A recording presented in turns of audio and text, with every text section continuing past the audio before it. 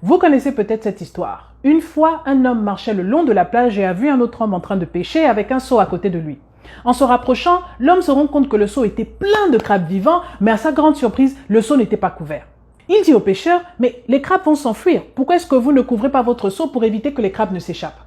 Le pêcheur de lui répondre, « Vous ne comprenez pas. S'il n'y avait qu'un seul crabe dans le seau, oui, il allait sûrement ramper vers le bord et très rapidement, il aurait pu s'échapper. Mais quand il y a beaucoup de crabes dans un seau, dès que l'un d'entre eux essaye de ramper pour arriver au bord, les autres s'accrochent à lui et le tirent vers le bas. Et comme ça l'empêche de s'échapper et il retombe dans le seau et reste condamné à subir le même sort que tous les autres. Donc, peu importe les efforts de chaque crabe qui voudra tenter de s'échapper, aucun d'entre eux ne s'en sortira. Même si c'est la première fois que vous entendez cette histoire, vous en avez déjà certainement compris le sens. Vous aussi, vous avez été ce crabe qui a tenté de s'échapper et qui s'est vu tirer vers le bas par d'autres. Et pire, vous avez été aussi parmi ces crabes-là qui ont empêché les autres de s'en sortir. Parlons un peu psychologie. Cette semaine, on va parler de la mentalité de crabe. Enfin, bon, des dangers de l'envie, surtout lorsque les envieux, c'est nous. Déjà, c'est quoi l'envie? L'envie, c'est une émotion négative, c'est une frustration, une colère, parfois même c'est de la haine qu'on ressent envers ceux ou celles qui ont des avantages, qui ont des qualités, des attributs, des biens ou des accomplissements que nous on n'a pas et qu'on désire. C'est important de faire la différence entre l'envie et la jalousie. Pour les psychologues, la jalousie, c'est lorsqu'on possède quelque chose qu'on ne veut pas que quelqu'un, un rival ou une rivale par exemple, nous le prenne. On est jaloux, par exemple, si quelqu'un tourne autour de notre partenaire amoureux. Donc la jalousie, c'est la peur de perdre ce que je possède. L'envie, par contre, c'est la convoitise ou le désir de ce que l'autre a et que je n'ai pas. C'est généralement très difficile d'avouer qu'on est envieux parce que ce n'est pas justifiable. Avec la jalousie, on peut encore dire « je défends mon territoire ». Mais l'envie, c'est comme si c'était de la méchanceté gratuite. Après tout, en quoi est-ce que le bonheur ou les accomplissements de l'autre te dérangent? L'autre a réussi, et toi quoi? Ça ne te coûte rien, ça ne change rien à ta vie, ça ne te regarde même pas.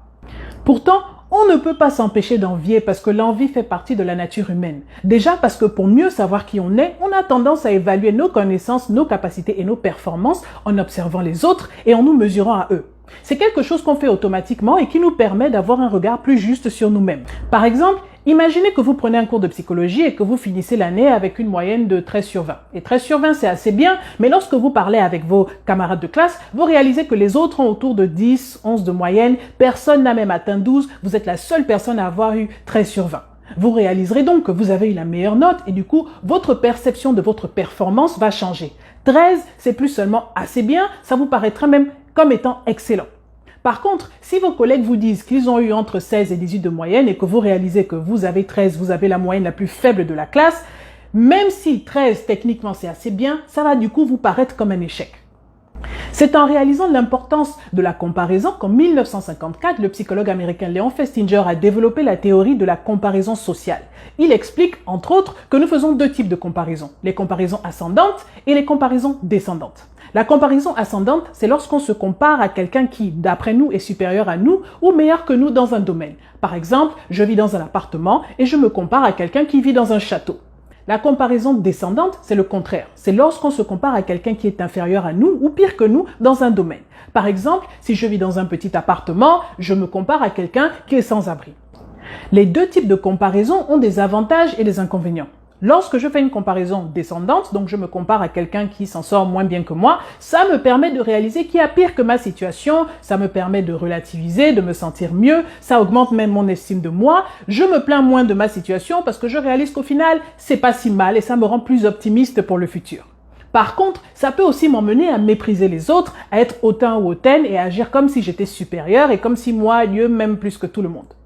Lorsque je fais une comparaison ascendante, donc que je me compare à quelqu'un qui s'en sort mieux que moi ou qui a quelque chose que je veux, je vais ressentir un malaise et je vais être troublé. Et il y a deux manières pour moi de résoudre ce malaise. Je peux soit me concentrer sur l'objectif, sur ce que l'autre a et que je désire et utiliser l'autre comme une source d'inspiration et de motivation et me dire si l'autre a pu s'en sortir et réussir, moi aussi j'ai l'espoir qu'en travaillant, je vais réussir comme lui ou comme elle. Ça veut dire que c'est possible. Ou alors, je vais ressentir ce que les psychologues appellent la privation relative. C'est-à-dire, je vais déterminer ma valeur par rapport à ce que l'autre a de plus que moi, même si dans ma vie, je m'en sors plutôt pas mal. Je vais me sentir tout d'un coup inférieur par rapport à l'autre et je vais être frustré. Je vais trouver ça injuste que l'autre ait plus ou mieux que moi parce que j'estime que c'est moi qui mériterais d'avoir toutes ces choses. Et moi, je ne les ai pas. Je vais me sentir complexé, mon estime de moi va diminuer parce que la réussite de l'autre me montre mes limites. Et je vais concentrer ma frustration et mon hostilité sur l'autre et devenir amer.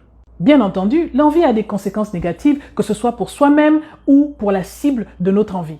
D'une part, on se diminue nous-mêmes, on ne voit même plus le positif dans nos propres vies, on se sent misérable, malheureux, on oublie les avantages qu'on a, on s'apitoie sur son propre sort. À la longue, on peut tomber dans la dépression et dans l'anxiété et ça nous empêche de travailler sur nous-mêmes pour nous améliorer.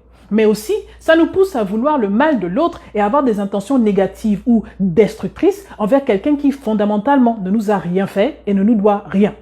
Et à la base, l'envie existe pour nous pousser à faire un changement positif. Les psychologues expliquent que c'est une émotion que nos ancêtres ont développée parce que au cœur de la vie en société, il y a la compétition pour les ressources. Pour survivre et se reproduire, il faut avoir accès à certaines ressources. Mais comme on est nombreux à vouloir les mêmes ressources, il va y avoir compétition. Que ce soit pour trouver du travail ou même un partenaire amoureux, il ne suffit plus simplement de faire de son mieux, il faut aussi battre la concurrence pour obtenir la ressource. Donc l'envie, c'est comme une sonnette d'alarme. Et au fond, la compétition, c'est une bonne chose. Ça donne naissance au changement, à l'innovation, ça nous motive à nous améliorer et à nous surpasser. En 1998, le psychologue américain Norman Triplett a remarqué que les cyclistes pédalaient plus vite lorsqu'ils faisaient la course contre d'autres cyclistes que lorsqu'ils étaient seuls contre la montre. Il s'est rendu compte que le fait d'avoir un autre cycliste à côté d'eux réveillait l'instinct de compétition. Et ça augmentait l'énergie des cyclistes, ça les rendait plus déterminés et ils pédalaient plus fort. Il a par la suite créé une expérience. Ça a été même la toute première expérience en psychologie sociale, dans laquelle il a demandé à 40 enfants d'enrouler des fils sur des moulins de canne à pêche le plus rapidement possible. Une partie des enfants était tout seul et l'autre partie devait faire l'exercice en même temps qu'un autre, donc 2 par 2. Triplett a rapporté que les enfants qui avaient fait l'exercice en même temps qu'un autre enfant enroulaient les fils plus rapidement que ceux qui avaient fait l'exercice seuls. En gros, la compétition fait ressortir la meilleure version de nous-mêmes. Ça nous pousse à nous dépasser. Lorsque vous ressentez de l'envie, prenez-le comme un message de votre cerveau pour vous pousser à vous développer et à vous surpasser. Maintenant, c'est quoi le rapport avec les crabes? La personne envieuse a le choix de travailler sur elle-même pour progresser ou de nuire à la concurrence pour l'empêcher d'avancer. Et malheureusement, beaucoup choisissent la deuxième option. Lorsque vous essayez de rabaisser les autres parce que vous êtes envieux, vous avez la mentalité de crabe. Certains sont très actifs et vont tenter même ouvertement de nuire à l'autre par des rumeurs mensongères, des critiques. Ils vont tenter peut-être de décourager l'autre. Tu te prends pour qui? Tu veux dire quoi? Tu penses que tu es mieux que qui? Si moi je n'ai pas, toi non plus tu ne dois pas avoir. D'ailleurs, tu n'es même pas vraiment doué. La personne n'est même pas vraiment douée. C'est un faux projet qu'elle fait. Elle pense qu'elle a quoi d'exceptionnel là. Je ne vois pas pourquoi tout le monde parle. Et s'ils sont superstitieux, ils vont aller voir des marabouts pour essayer de féticher l'autre et bloquer l'autre de manière surnaturelle. Certains sont un peu plus passifs, mais ils sont tout aussi dangereux. Ils ne vont pas dire ouvertement qu'ils ont un problème, mais ils ne soutiendront pas ce que l'autre fait. Ils vont attendre que l'autre fasse une erreur pour les détruire, et s'il arrive un malheur à l'autre personne, ils vont se réjouir et ils vont se moquer. On peut être tenté de banaliser l'envie. Après tout, c'est l'humanité entière qui est comme ça. C'est présent dans toutes les cultures. Beaucoup dans les communautés noires s'en plaignent, mais les afro-descendants ne sont pas plus mauvais que tous les autres. C'est surtout qu'il y a des conditions sociales bien spécifiques qui favorisent la mentalité de crabe et qui lui permettent de proliférer, comme la pauvreté, la misère, la discrimination. Partout dans le monde, l'envie est souvent un problème pour les sociétés dans lesquelles les gens ont l'impression qu'il y a une pénurie de ressources, qu'il n'y a pas assez de ressources pour tout le monde. Ils se disent qu'il y a une quantité limitée de biens, une quantité limitée d'opportunités, et là où l'autre gagne, moi je perds. Donc au lieu d'être une inspiration pour moi, le succès de l'autre est une menace, voire même un affront.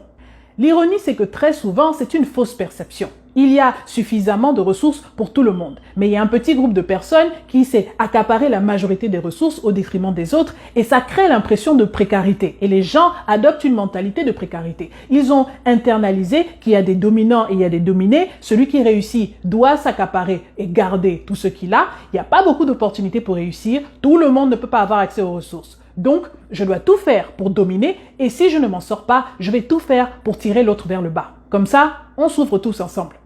Dans ces sociétés-là, il y a généralement beaucoup de violence et il y a aussi beaucoup de superstitions. Je ne peux pas m'en sortir de moi-même. Il faut donc un pouvoir surnaturel pour changer ma situation ou alors pour m'aider à détruire l'autre par la sorcellerie ou le fétichisme. La conséquence, on devient un peu comme les soldats d'une même armée qui sont en guerre face à un ennemi commun mais qui préfèrent d'abord se battre les uns contre les autres. Lorsqu'on regarde les autres et qu'on les empêche d'évoluer, ça ralentit toute une communauté. Ça empêche la communauté de bénéficier de ressources dont elle a besoin pour progresser, pour évoluer. Ceux qui réussissent ou ceux qui veulent s'en sortir vont même décider parfois de s'éloigner de la communauté pour éviter d'être bloqués. L'union et la solidarité deviennent donc impossibles à atteindre et le développement reste un rêve tant qu'on conserve la mentalité de crabe.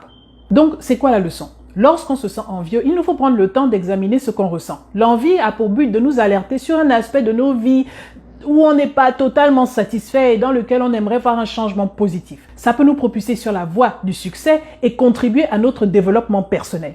C'est souvent tentant de conserver l'esprit du crabe parce que ça ne demande aucun travail et ça permet de rehausser mon estime de moi. Mais ce n'est que temporaire et c'est inutile parce que la source de la frustration, c'est dans ma propre vie et ça n'a rien à voir avec l'autre. Donc que faire lorsque je suis envieux ou envieuse? La première chose, c'est d'examiner ma vie. Qu'est-ce qui ne me plaît pas? Qu'est-ce que j'aimerais changer? Comment pourrais-je changer? Est-ce que ça a de l'importance et est-ce que c'est faisable?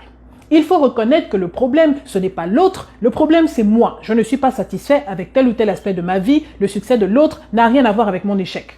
Ensuite, il faut travailler sur son estime de soi. Les personnes qui ont une faible estime d'elles-mêmes ont généralement tendance à être plus envieuses parce qu'elles se sentent facilement inférieures aux autres. Travailler sur son estime de soi, c'est apprendre à s'aimer et s'accepter. Lorsqu'on connaît sa valeur et qu'on a confiance en soi, on a moins tendance à se croire inférieur. Ensuite, il faut cultiver la gratitude, c'est-à-dire apprendre à apprécier ce qu'on a. Il faut aussi savoir admirer les autres et les voir comme une source d'inspiration. Soutenir et encourager ceux qui essayent de s'en sortir, tout comme nous aussi, on aimerait être soutenus. Il faut également abandonner la mentalité de précarité ou l'idée qu'il n'y ait pas assez de ressources pour tout le monde et au contraire développer une mentalité d'abondance. Il y a suffisamment de ressources pour tout le monde et en nous soutenant mutuellement, on peut tous travailler à multiplier les opportunités pour le bénéfice de la communauté et on gagne tous. Non seulement je bénéficie parce que le talent des autres et leur savoir apportent dans la communauté, mais aussi la compétition m'aide à me développer. Et à la fin, il faut être réaliste. Il y aura toujours quelqu'un de mieux que nous dans un domaine ou dans un autre, voire même dans plusieurs domaines. L'un des plus grands avantages de la compétition, c'est peut-être aussi qu'elle nous apprend l'humilité. Alors voilà, c'était tout pour la Minute Afro-Psychologie aujourd'hui. Si cette vidéo vous a plu, merci de like, partager et commenter. Vous pouvez retrouver la Minute Afro-Psychologie sur Facebook, YouTube et maintenant sur Instagram. Entre-temps, je vous retrouve très prochainement pour parler psychologie.